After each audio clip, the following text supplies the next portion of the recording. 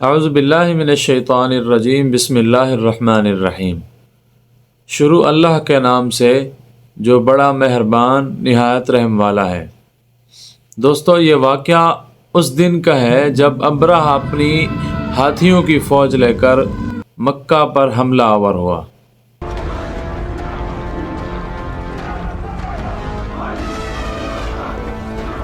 اللہ تعالیٰ قرآن میں فرماتے ہیں، کیا تم نے دیکھا نہیں کہ تمہارے پروردگار نے ہاتھی والوں کے ساتھ کیا معاملہ کیا؟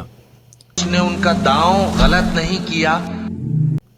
یہ ابرہ کے لشکر کی طرف اشارہ ہے جو کعبے پر چڑھائی کرنے کے لیے ہاتھیوں پر سوار ہو کر آیا تھا، اور اس نے ان پر جھنڈ کے جھنڈ پرندے چھوڑ دیے۔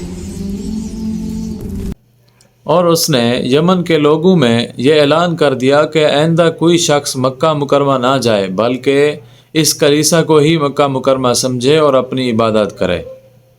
عرب کے لوگ اگرچہ بت پرست تھے، لیکن حضرت ابراہیم علیہ السلام کی تعلیمات و تبلیغ سے کعبہ کی عظمت ان کے دلوں میں پیوست تھی، اس لیے ان میں شدید غصہ اور غم کی لہر دوڑ گئی، جس سے رات کے وقت کسی نے جا کر اس کلیسا میں گندگی پھیلا دی، اور بعض روایتوں میں یہ بھی ہے کہ اس کے کسی حصے میں جا کر آگ لگا دی۔ جب یہ واقعہ ابرہ تک پہنچا تو ابرہ نے ایک بہت ہی بڑا ہاتھیوں کا لشکر تیار کیا،